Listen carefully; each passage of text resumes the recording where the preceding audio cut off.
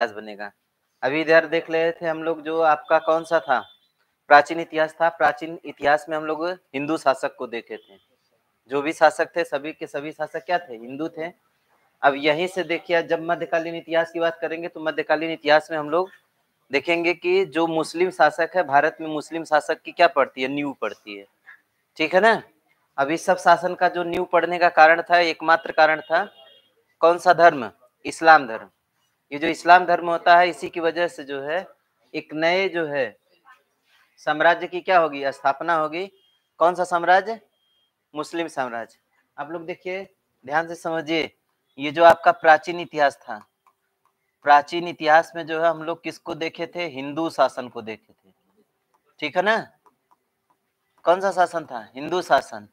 वही जब हम कहां पर आएंगे, मध्यकालीन में आएंगे।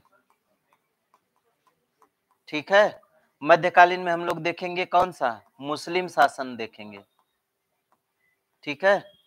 और जब हम आ जाएंगे कहां पर, आधुनिक में आएंगे, तो हम लोग आधुनिक में जो है क्या करेंगे, अंग्रेजों का शासन देखेंगे। अंग्रेजों का शासन देखेंगे। तो आपका जो है 3 इतिहास है, 3 इतिहास में जो है अलग अलग चीजें हैं। ठीक है। और जो है हम लोग इसको खत्म कर चुके हैं। ये वाला आपका जो है पढ़ना है। तो इसको पढ़ने से पहले जो है कुछ आपकी जो है चीजें होंगी, जहां से इसकी शुरुआत होगी। तो इस्लाम धर्म से इसकी क्या होती है, शुरुआत होती है। अब ये जो है न्यू वहीं से पड़ेगी, लेकिन धीरे धीरे जो देखेंगे कि एक साम्राज्य का जो है स्थापना होगा, किसकी वजह से, एक धर्म की वजह से। ठीक है। तो आप जो है हेडिंग डालिएगा, कौन, मोहम्मद साहब। मोहम्मद साहब कौन है, आप लोगों को पता होगा। मोहम्मद साहब जो है इस्लाम धर्म के क्या है, संस्थापक हैं। ठीक है। हजरत मोहम्मद साहब इनका पूरा नाम है ना। चलिए, ये जो है इनका, इनके बारे में जो है आप लोग ध्यान से समझिए। पहले समझ लेंगे तब जो है ज्यादा आपको क्या आएगा, समझ आएगा ना।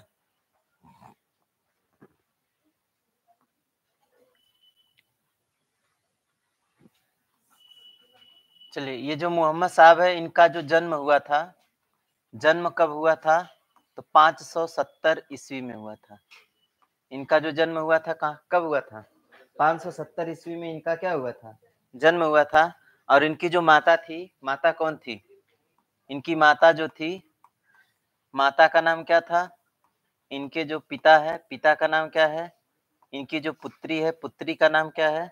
और इनके जो दामाद है, दामाद का नाम क्या है। ठीक है ना। तो ये इनका पारिवारिक बैकग्राउंड रहेगा, अगर इन चीजों को देखते हैं तब। देखिए, इनकी जो माता है, माता का नाम है अमीना। माता कौन है, अमीना है। ठीक। और पिता जो है कौन है, अब्दुल्ला है। पिता कौन है, अब्दुल्ला। और इनकी जो एक पुत्री थी, पुत्री का नाम क्या था, पुत्री का नाम बताइए क्या था, फातिमा। पुत्री का नाम क्या था, फातिमा। ठीक है। और दामाद जो थे, उनका नाम था क्या, अली। ठीक है। कौन थे, अली। और एक इनकी जो है पत्नी, हालांकि इनकी जो है 3 शादियों को जो है बात किया जाता है, लेकिन जो मुख्य पत्नी है कौन सी है, इनकी जो पत्नी है खदीजा है। कौन है, पत्नी, खदीजा। ठीक है। पत्नी कौन है, खदीजा है। और कौन है, आयशा।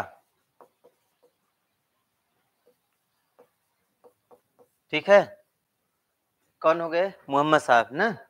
अब इसके बाद जो है देखिए, इनको जो है ज्ञान प्राप्ति की बात करते हैं। ज्ञान प्राप्ति जैसे होता है ना कि बुद्ध धर्म में जो है बुद्ध को ज्ञान प्राप्ति होता है, जैन धर्म में महावीर स्वामी को ज्ञान ज्ञान प्राप्त होता है, वैसे ही जो है इस्लाम धर्म में जो है किसको ज्ञान प्राप्ति होती है, मोहम्मद साहब को। तो ये जो है एक हीरा नामक गुफा में जो है क्या होती है, ज्ञान प्राप्ति होती है, हीरा नामक।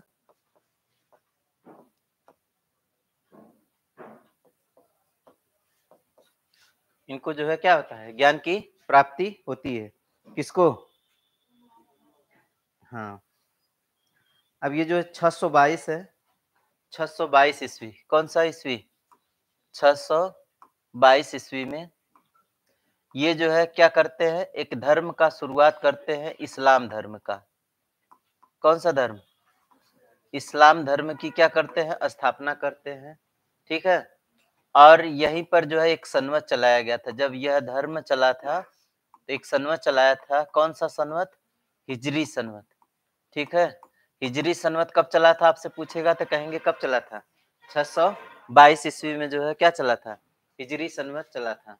अब ये जो हिजरी संवत था चलने का कारण क्या था?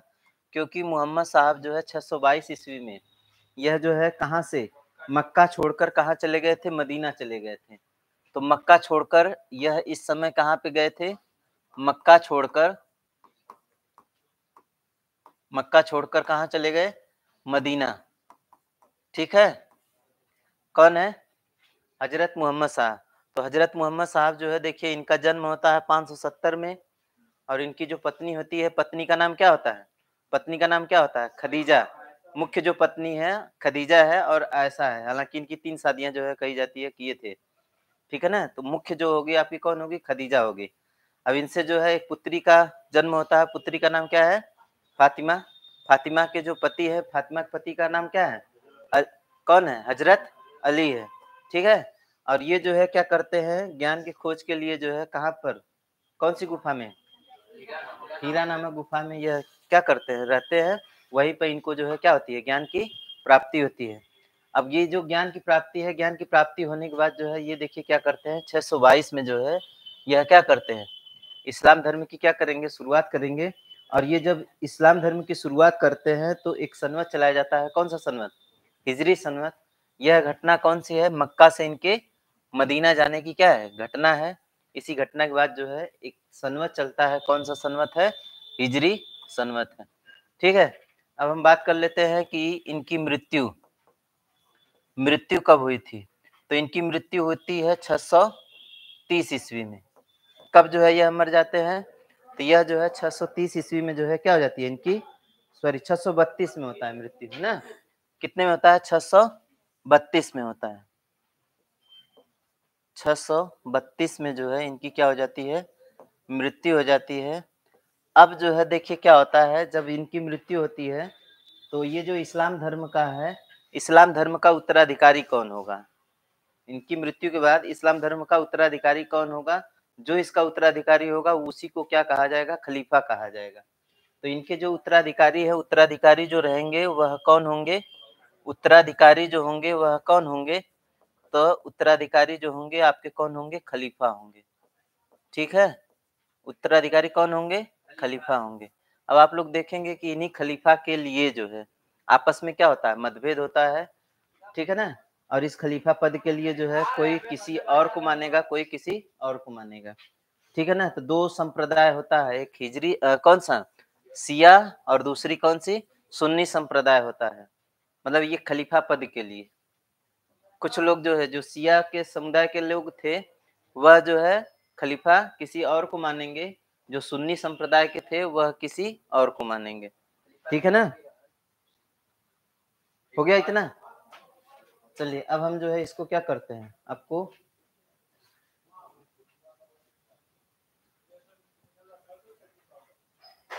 चलिए इधर देख लीजिए। आपका जो है जो चीजें हम आपको बताए हैं, खलीफा पद हो गया, खलीफा पद हो गया ना। खलीफा पद के लिए जो है देखिए यह क्या है, एक राजनैतिक और धार्मिक पद है। यह एक क्या है? राजनैतिक और धार्मिक पद है। जब आप जो है देखेंगे मोहम्मद मोहम्मद साहब की मृत्यु होती है तो अबू बकर को जो है ज्यादातर लोग जो है क्या मानते हैं? खलीफा मानते हैं। लेकिन जो सुन्नी संप्रदाय के लोग थे वह किसको, शिया संप्रदाय के लोग थे, वह किसको? अली को, मतलब इनके दामाद को इनका उत्तराधिकारी खलीफा मानते हैं। जबकि ये जो अली है, अली जो है चौथे है, चौथे नंबर के हैं। अली चौथे नंबर के हैं, चौथे नंबर के हैं। जबकि पहले नंबर के खलीफा कौन है? अबू बकर है। तो जो शिया संप्रदाय के लोग होते हैं, शिया संप्रदाय के लोग जो है किसको अपना उत्तराधिकारी मानते हैं? अली को। और जबकि सुन्नी संप्रदाय के लोग जो है किसको मानते हैं? अबू बकर को। तो ये जो है आपके कौन, हजरत मोहम्मद साहब के मरने के बाद की ये घटना है। ठीक है। आगे देखिएगा। हो गया इतना ना। बस आपको इतना लिखना है कि सुन्नी संप्रदाय के लोग अबू बकर को जो है खलीफा मानते थे, जबकि कौन से शिया संप्रदाय के लोग जो है किसको किसको मानेंगे? हाँ, अली को मानेंगे। अली कौन था? उनका दामाद, फातिमा के पति।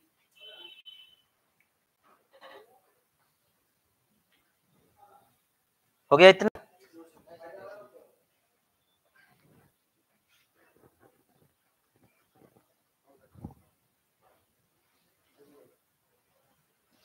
आपको इसमें देखिए आपको क्या करना है, अबू बकर जो है इनको जो है 80% लोग जो है क्या मानते हैं? उत्तराधिकारी मानते हैं। उत्तराधिकारी कहने का मतलब इसको जो है इन्हीं को क्या माना जाता है? खलीफा माना जाता है।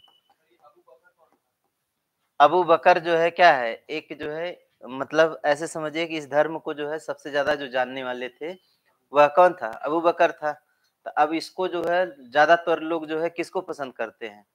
अबू बकर को, क्योंकि अबू बकर को ही क्या कर दिया जाए? ये पद जो है दिया जाए। ज्यादातर लोगों को मानना था, लेकिन कुछ लोगों को मानना था कि फातिमा उनकी क्या है? पुत्री है।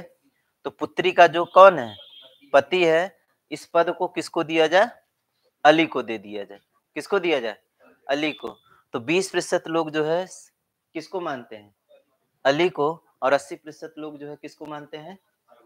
हाँ, अबू बकर के बाद देखिए उमर बनता है, उस्मान बनता है, फिर जो है शिया संप्रदाय वाले जो है कौन? अली, तब जाके बनते हैं। ठीक है ना? चलिए आगे आ जाइए। अब जो है देखिए, ये जो आपका कौन है? इस्लाम धर्म है। इस्लाम धर्म की स्थापना हो जाती है और खलीफा का पद की भी क्या हो जाती है? स्थापना हो जाती है।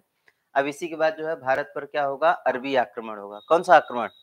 अरबी आक्रमण। तो भारत पर जो है मध्यकालीन भारत में देखेंगे तो भारत पर जो पहला आक्रमण होता है अरबी आक्रमण होता है। अब ये जो अरबी आक्रमण देखिए आपकी शुरुआत जो होगी, भारत का पहला मुस्लिम आक्रमण। अरबी आक्रमण का मतलब क्या है? मुस्लिम आक्रमण। तो पहला मुस्लिम आक्रमण किसने किया है? अरबियों ने किया है। किसने किया है? अरबियों ने। इसका कारण क्या था? अरबियों का जो है कारण क्या था? तो कारण था इस्लाम का प्रचार करना। इस्लाम का क्या करना? इस्लाम का प्रचार प्रसार करना। कहाँ पर? भारत के क्षेत्रों में। तो भारत पर जो है पहला जो है आपका क्या रहेगा? आक्रमण किसके द्वारा किया गया है? पहला मुस्लिम आक्रमण जो है कौन किए हैं? अरबी किए हैं। ठीक है ना?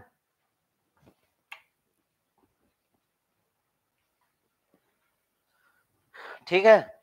और ये जो अरबी है, अरबी जो है किस दर्रे से होकर भारत पर आक्रमण किए थे? तो खैबर दर्रा से होकर भारत पर क्या किए थे? आक्रमण किए थे। तो ये जो अरबी है किस दर्रे से होकर भारत पर आक्रमण किए थे? अगर आपसे पूछेगा तो कहेंगे किस दर्रे से होकर भारत पर आक्रमण किए थे? खैबर दर्रा से होकर आक्रमण किए थे। दर्रा जो होता है दो पहाड़ियों के बीच का स्थान होता है, रास्ता होता है, सकरा रास्ता होता है। जैसे दो पहाड़ियां हैं, दो पहाड़ियों के बीच में जो जाने का रास्ता होता है उसी को हम लोग क्या बोलते हैं? दर्रा बोलते हैं। ठीक है ना? तो ये जो खैबर दर्रा है, खैबर दर्रा से भारत पर क्या करते हैं? आक्रमण करते हैं। देखिए पहला जो अरबी आक्रमण था अब्दुल्ला के नेतृत्व में 711 में था। दूसरा जो आक्रमण था 711 में ही बुंदेला के नेतृत्व में था। लेकिन ये दोनों आक्रमण क्या रहते हैं? असफल रहते हैं। सफल आक्रमण जो है किसके नेतृत्व में रहता है? तीसरा आक्रमण होता है। तीसरा आक्रमण किसके नेतृत्व में? 712 में मोहम्मद बिन कासिम के नेतृत्व में जो है यह आक्रमण होता है। ठीक है ना?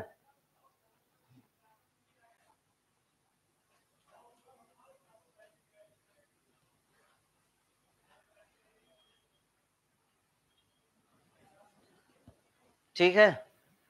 चलिए अब जो है आपका कौन सा है? मोहम्मद बिन कासिम। आप मोहम्मद बिन कासिम को हेडिंग डालिए और उसके बारे में जो है क्या करना है? समझना है। कौन है ये मोहम्मद बिन कासिम? भारत पर आक्रमण क्यों करता है ना? क्या कारण था कि यह जो है भारत पर आक्रमण किया है? यह जब भारत पर आक्रमण करता है तो कौन वहां का शासक रहता है जिससे इसका सामना होता है? ठीक है। ये सब चीजें जो है देखते हैं। आपको क्या लिखना है? भारत पर पहला मुस्लिम आक्रमण कौन सा है? अरबी है। और अरबियों में कौन से लोग जो है पहले आक्रमण किए थे? पहला जो आक्रमण था अब्दुल्ला के नेतृत्व में, जो कि असफल रहा। दूसरा जो आक्रमण था बुंदेला के नेतृत्व में, यह भी क्या रहा, असफल रहा। जो तीसरा आक्रमण है, तीसरा आक्रमण किसके नेतृत्व में है, मोहम्मद बिन कासिम के नेतृत्व में है। यह जो आक्रमण रहता है पहला अरबी आक्रमण है, जो क्या रहेगा, सफल रहेगा। सिंध प्रांत पर जो है क्या किया था, इसने आक्रमण किया था। ठीक है, चलिए हम जो है क्या करते हैं, मोहम्मद बिन कासिम को क्या करिए, हेडिंग डालिए और इसको जो है हम लोग पढ़ते हैं। अभी तक क्या कर रहे थे,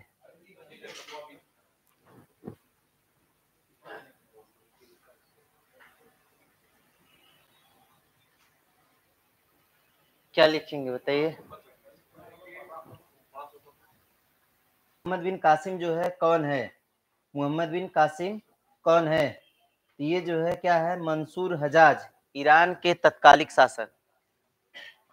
ये कौन है, अगर आपसे कोई पूछे कि कौन था ये, तो ईरान का शासक, ईरान का शासक कौन है, तो ईरान का शासक है कौन, मंसूर हजाज। मंसूर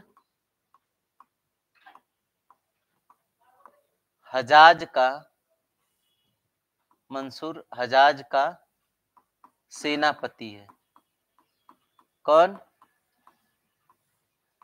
ये मोहम्मद बिन कासिम। ठीक है, मोहम्मद बिन कासिम जो है ईरान के शासक मंसूर हजाज का क्या है, सेनापति है। यह क्या होता है कि इस समय तत्कालिक, उस समय के खलीफा, उस समय के खलीफा कौन था, उस समय के खलीफा का नाम था, वहां का जो खलीफा था उस समय का खलीफा था, उसका नाम था वाजिद अली। क्या नाम था, वाजिद अली था। ठीक है ना, ये जब राजा है कहाँ के, ईरान के, उसी समय जो है खलीफा का पद जो है किसके पास था, वाजिद अली के पास था। ठीक है, अब ये जो वाजिद अली है, वाजिद अली को जो है भेंट, भेंट के रूप में, किसके रूप में, भेंट के रूप में, ईरान का अरब एक का चीज है ना, अरब जो है ईरान, उज्बेकिस्तान, तजाकिस्तान, अफगानिस्तान, ये सब मिला करके जो है आपका अरब है। ठीक है, तो उसी में जो ईरान है, ईरान का जो शासक था कौन था, मंसूर हजाज था। ठीक है, आपका जो ईरान है, ईरान जो है देखिए, अब मैं आपको दिखा दे रहा हूँ क्या बोल रहा है, अरब आप कह रहे हैं ना, तो अरब देखिए आपका कौन है, अरब जो है आप ऐसे समझिए कि अरब खाली एक देश का नाम नहीं था। अरब जो है आपका देखिए क्या है, ये जो आपका अफगानिस्तान है ना, अफगानिस्तान है, ईरान है ना, इधर जो है कजाकिस्तान, उज्बेकिस्तान, ठीक है, इराक, ये सब मिला करके जो है आपका अरब देश है।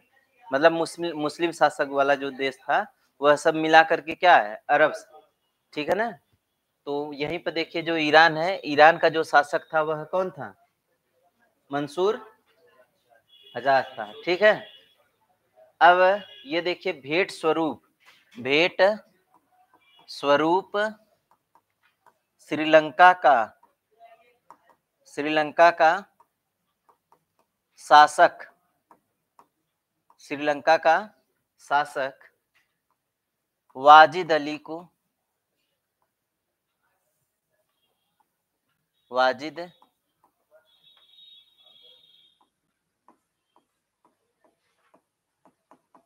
अली को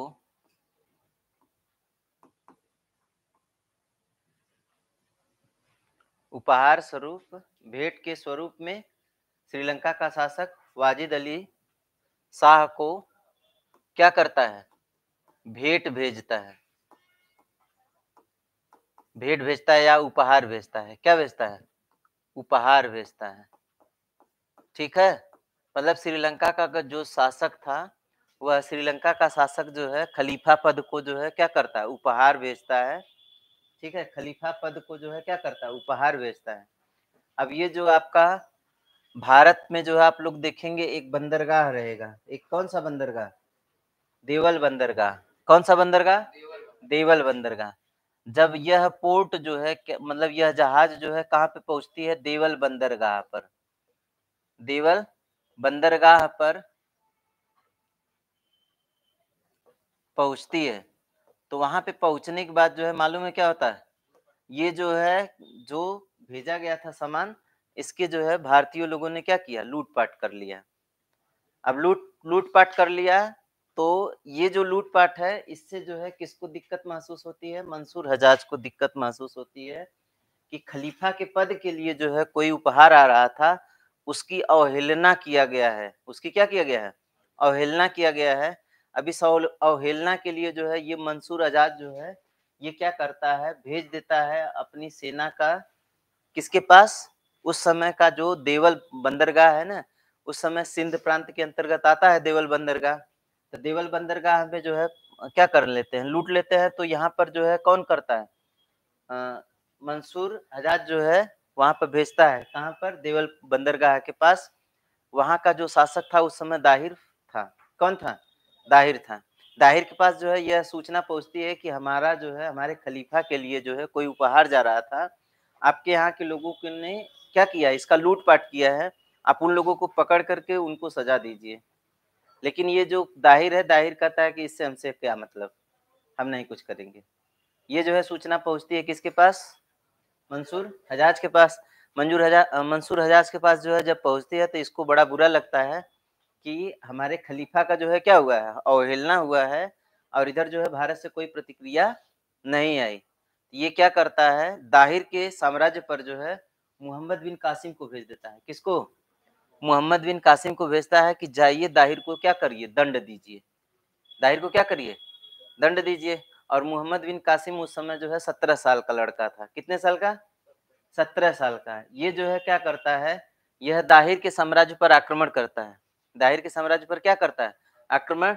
और यहाँ पर जो है दाहिर का जो भतीजा था और दाहिर का जो पुत्र था, दोनों लोग जो है मारे गए युद्ध में। देवल का युद्ध हुआ, देवल के युद्ध में 712 में हुआ। इसमें जो है दाहिर का पुत्र और दाहिर का भतीजा जो है क्या किया गया, मारा गया। इसके साथ साथ जो दाहिर था इस युद्ध में क्या हो जाता है, हार जाता है। ये जो सिंध प्रांत है, सिंध प्रांत जो है अरबियों के कब्जे में हो जाता है। कौन सा प्रांत, सिंध प्रांत।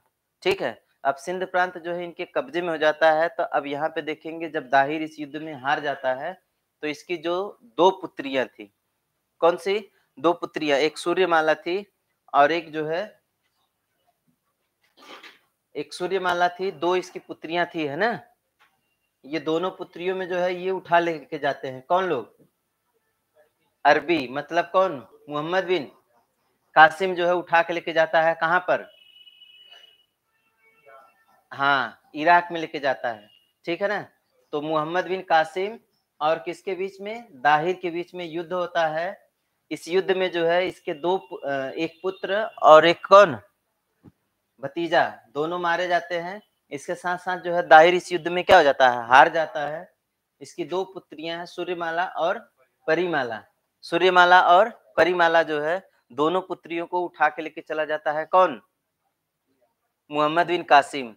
कहाँ पर लेके जाएगा, राजा को भेंट करने के लिए। कहाँ पर, मंसूर अल हजाज को भेंट करने के लिए लेके जाएगा। बड़ा खुश था कि मैं 17 साल में जो है इतना बड़ा काम कर दिया, जो भारत पर कोई अभी तक आक्रमण सफल नहीं हो पाया था, उस आक्रमण को हमने सफल किया। और उसकी दोनों पुत्रियों को हम कहाँ पर लेके चले आए, इराक में लेके चले आए। तो अब ये जो सूर्यमाला है और कौन है, परिमाला, दोनों क्या थी, बहुत ही चालाक थी। इन्होंने जो है कहा कि ये जो मोहम्मद बिन कासिम है, रास्ते में आपसे पहले हम आपके अधिकारी, मतलब हमारा अधिकार आप, हमारे ऊपर आपका अधिकार है, लेकिन ये जो मोहम्मद बिन कासिम है हमारे साथ क्या किया है, छेड़छाड़ किया है। मतलब हमको क्या किया है, परेशान किया है, छेड़छाड़ किया है। कौन बोली, सूर्यमाला। और इधर मोहम्मद बिन कासिम के दिमाग में चल रहा था, मैंने तो बहुत बड़ा काम किया है, इसके लिए मुझे क्या मिलेगा, इनाम मिलेगा। लेकिन वहां पे जब पहुंचता है तो जब यह सब बातें करती है तो ये जो कौन है, मोहम्मद बिन कासिम को मंसूर जो है क्या करता है, सजा के रूप में मृत्यु दंड देता है। सोचे ना, जो चीज उसको क्या मिलना चाहिए था, प्रोत्साहन मिलना चाहिए था, उसके लिए जो है उसको क्या मिलती है, मृत्यु दंड की सजा मिलती है। किसको, मोहम्मद बिन कासिम को। अब मोहम्मद बिन कासिम मर गया किसकी वजह से, सूर्यमाला और परिमाला की वजह से। बाद में पता चलता है कि इसको मंसूर हजाज को पता चलता है कि इसने तो क्या बोला था, झूठ बोला था, तो इनकी दोनों पुत्रियों को यह क्या करवा देता है, मरवा देता है। कौन? हाँ, ठीक है ना। अब चलिए, ये जो देवल है, तो अब यहाँ से जो है देखिए आपके अरबी में कौन कौन है? मोहम्मद बिन कासिम। मोहम्मद बिन कासिम का पहला सफल आक्रमण रहता है। तो आप लिखिए इसको, मोहम्मद बिन कासिम का जो है पहला सफल आक्रमण है। तो क्या लिखे थे देखिए, देवल बंदरगाह पर जो है क्या हुआ, देवल बंदरगाह पर जहाज का क्या किया गया, लूटपाट। जहाज का लूट पाट किया गया, किसके द्वारा किया गया, किसके द्वारा किया गया, भारतीय डाकुओं के द्वारा। किसके द्वारा? भारतीय डाकुओं के द्वारा, जो समुद्र के डाकू थे उनके द्वारा जो है इसका क्या किया गया, लूटपाट किया गया। अब इसके लिए जो है क्या करता है मंसूर हजाज, जो है मंसूर हजाज सिंध के राजा, सिंध के राजा दाहिर को इनको सजा देने के लिए कहता है, इनको सजा देने के लिए कहता है, ठीक है ना। लेकिन दाहिर जो है इस पर कोई भी अपनी प्रतिक्रिया नहीं देता है। तो जब दाहिर प्रतिक्रिया नहीं देता है तो यह क्या करेगा, जो मंसूर हजाज है यह क्या करेगा, अपनी सेना को 712 में, ठीक है, देवल पर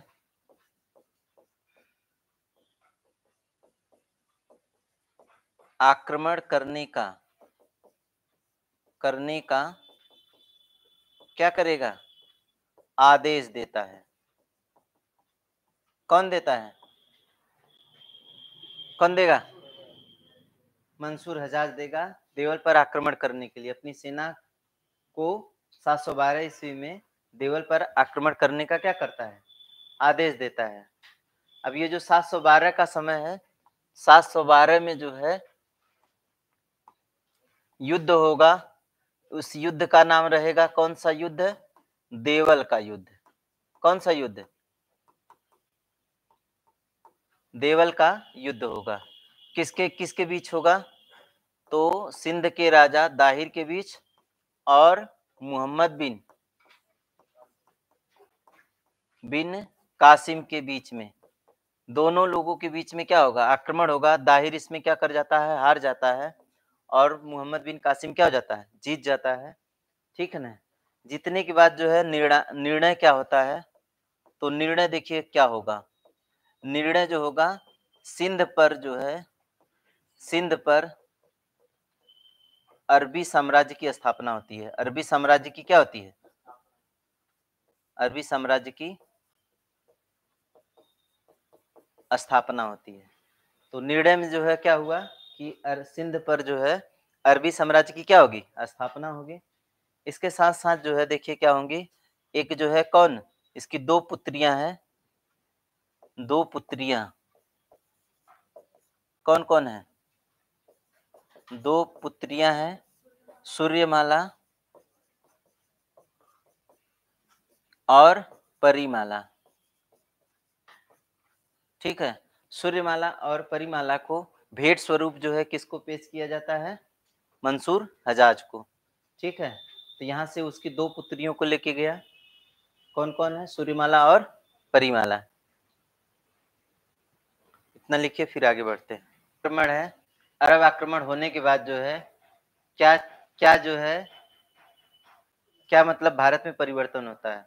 तो लिख लीजिए, अरब आक्रमण का मूल उद्देश्य, अरब आक्रमण का मूल उद्देश्य, अरब आक्रमण का मूल उद्देश्य क्या था, भारत पर अरब आक्रमण का मूल उद्देश्य क्या था, मूल उद्देश्य क्या था, तो भारत से जो है धन संपदा को क्या करना, लूटना। दूसरा है भारत में इस्लाम धर्म का क्या करना, प्रचार करना।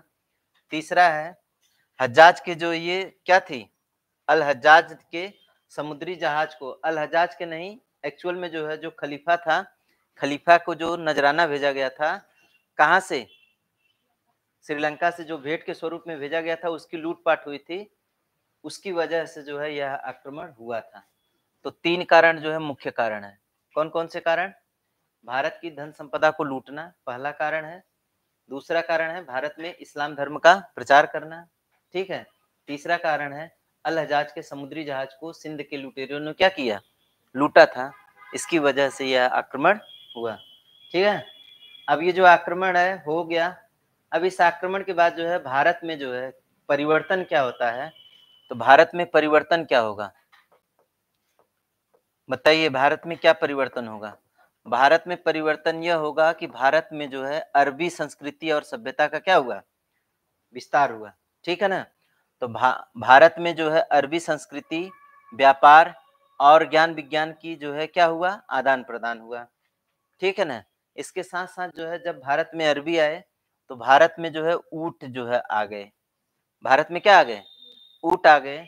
फिर जो है इसके साथ साथ जो है भारत को मानसून का ज्ञान हुआ, इसके पहले भारत मानसून के बारे में नहीं जानता था। भारत को अरबी आते हैं तो मानसून की जानकारी दे करके जाते हैं। इसके साथ साथ जो है समुद्र विज्ञान का भी इनको क्या मिला, ज्ञान मिला। मानचित्र कला का जो है, मानचित्र का प्रयोग जो है पहले कौन किया करते थे, अरबी किया करते थे। तो मानचित्र का जो है ज्ञान हो गया किसको, भारतीयों को। इसके साथ साथ जो है भारत में खजूर की खेती जो है किसके द्वारा आती है, अरबियों के द्वारा आती है। तो ये जो है भारत में परिवर्तन होता है किसकी वजह से, ये जो अरबी भारत में आते हैं उनकी वजह से। क्या क्या परिवर्तन हुआ, भारत में जो है अरबी संस्कृति, सभ्यता एवं व्यापार ज्ञान का क्या हुआ, आदान प्रदान हुआ, ठीक। इसके साथ साथ जो है ऊंट का पालन भारत में क्या होता है, शुरू हो जाता है। मानसून ज्ञान एवं समुद्र ज्ञान का क्या होता है, जानकारी होता है भारतीयों को। मानचित्रण का क्या होता है, ज्ञान होता है। और भारत में जो है खजूर की खेती का क्या होता है, शुरुआत होता है, ठीक है। किसकी वजह से, अरबियों के भारत पर आक्रमण करने से।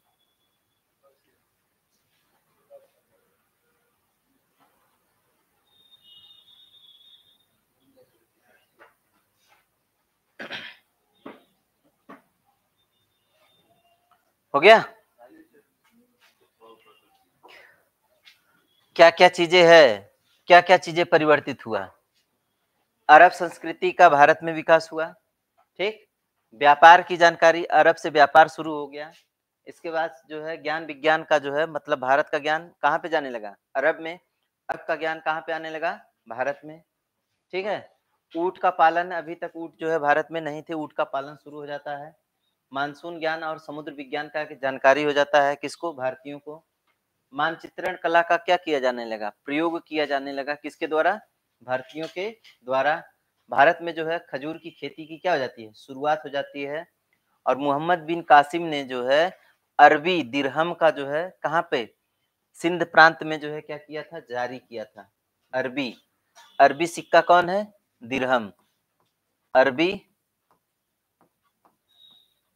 सिक्का कौन है, दिरहम। सबसे पहले कहाँ पे क्या हुआ था, चलाया गया था, सिंध प्रांत में चलाया गया था। कहाँ पे चलाया गया था, सिंध प्रांत में चलाया गया था। किसके द्वारा, मोहम्मद बिन कासिम के द्वारा। तो आपसे पूछेगा कि भारत में पहला अरबी सिक्का किसके द्वारा चलाया गया था, मोहम्मद बिन कासिम के द्वारा। कहाँ पे चलाया गया था, सिंध प्रांत में। एक और चीज जो है, भारत में जो है जजिया कर की जो है शुरुआत हो जाती है। भारत में जजिया कर की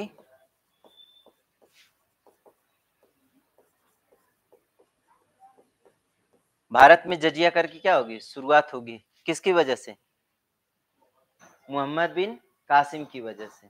ये जो मोहम्मद बिन कासिम है, मोहम्मद बिन कासिम जो है जजिया कर जो है कहाँ पे लगा देता है, तो जजिया कर लगा देता है कहाँ पर, लगा देता है सिंध प्रांत पर। तो भारत में पहली बार जो है जजिया कर का प्रावधान हुआ है। सिंध प्रांत पर इसने क्या किया था, जजिया कर लगाया था। किसने लगाया था? मोहम्मद बिन कासिम ने लगाया था। आई बात समझ में? तो मोहम्मद बिन कासिम जो है सबसे पहले भारत पर जो है जजिया कर लगाने वाला पहला मुस्लिम है। ठीक है ना? ये जो है पहला मुस्लिम है जो कि भारत पर क्या लगाता है, जजिया कर। देखिए जजिया कर जो है ये धार्मिक कर नहीं है, ये जो है धार्मिक कर नहीं है, इसको ध्यान देना है। कुछ लोग धर्म से जोड़ेंगे तो ये धार्मिक कर नहीं है। शुरुआत देखिए कौन करता है, मोहम्मद बिन कासिम जो है भारत में इसकी क्या करेगा, शुरुआत करेगा। ठीक है ना? अब पहली बार जो है भारत पर कहाँ पे लगता है, कहाँ पे लगेगा, सिंध प्रांत पर। यही जजिया कर जो है देखेंगे कि आगे जो है फिरोज शाह तुगलक आएगा। अभी तक तो जो है किस पे लगता था, किसी पर भी लगता था, चाहे वह किसी संप्रदाय के होंगे, चाहे हिंदू होंगे चाहे मुस्लिम होंगे, कोई मतलब नहीं है। लेकिन जब कौन आता है, फिरोज शाह तुगलक, देखिए किसको किसको छोड़ करके यह कर लगता था। यदि कोई महिला है, कोई क्या है, बच्चा है, कोई क्या है, विकलांग है, ठीक है, इनको छोड़ करके सभी पर लगाया जाता था। कौन सा कर, जजिया कर। इनको छोड़कर, मतलब इस पर नहीं लगेगा, और कोई बच्चा होगा उस पर नहीं लगेगा, कोई क्या होगा, विकलांग होगा, कोई वृद्ध व्यक्ति होगा, ठीक है। हाँ हाँ, ब्राह्मण पर भी, ब्राह्मण, ब्राह्मण पर नहीं होगा, ठीक है। कोई क्या होगा, जिसके पास कोई सहारा नहीं होगा उसके ऊपर यह कर नहीं लगाया जाएगा। तो कोई विकलांग हो, कोई ब्राह्मण हो, कोई महिला हो, इन पर जो है यह कर नहीं लगाया जाएगा। बाकी जो बचते हैं, चाहे वह किसी संप्रदाय को हो, चाहे वह हिंदू हो, चाहे वह क्या हो, मुस्लिम हो, सब पर लगेगा। कौन किया था प्रावधान, मोहम्मद बिन कासिम।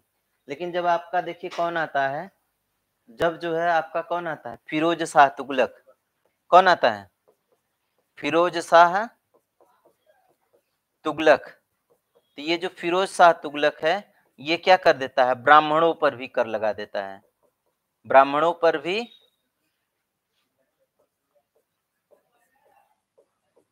जजिया कर लगवा देता है। तो ब्राह्मणों, पूछा जाता है कि ब्राह्मणों पर भी जजिया कर लगाने वाला कौन शासक था, कौन था, फिरोज शाह तुगलक। आगे चलेंगे, इससे भी खतरनाक एक आदमी आएगा, कौन, औरंगजेब। औरंगजेब क्या करता है, यह जो है ब्राह्मणों को छोड़ दीजिए, ये जो है पूरा का पूरा हिंदू जो है हिंदुओं पर, पूरे पूरे हिंदुओं पर लगा देता है। कौन, औरंगजेब। तो औरंगजेब जो है क्या कर देता है, पूरे हिंदू पर, औरंगजेब सभी हिंदुओं पर लगा देता है।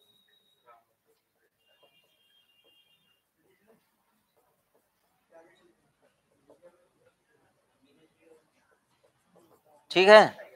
तो ये जो कौन है, औरंगजेब जो है, यह क्या कर देता है, सभी हिंदुओं पर यह कर लगा देता है। क्या, नहीं, जो लिखा गया है उसको लिख लीजिए, जो लिखा गया है सब लिखिए। क्या क्या हुआ, भारत में अरबी सिक्का पहली बार चला है सिंध प्रांत में। भारत में जो है जजिया कर की क्या होती है, प्रारंभ होता है। भारत में जो है ऊँट जो है, ऊँट का पालन जो है शुरू हो जाता है। भारत में जो है खजूर की खेती का क्या हो जाता है, प्रचलन हो जाता है। भारत को मानसून के बारे में क्या मिलती है, जानकारी मिलती है। भारत के अरबी संस्कृति का क्या होता है, विकास होता है। भारत में अरबी संस्कृति का क्या होता है, विकास होता है। ये जो बड़ा बड़ा जो है कुर्ता पहनते हैं, वो कौन है, अरबी लोगों का पहनावा है। भारत में है ना, है उसका प्रभाव ना, बड़ा बड़ा कुर्ता।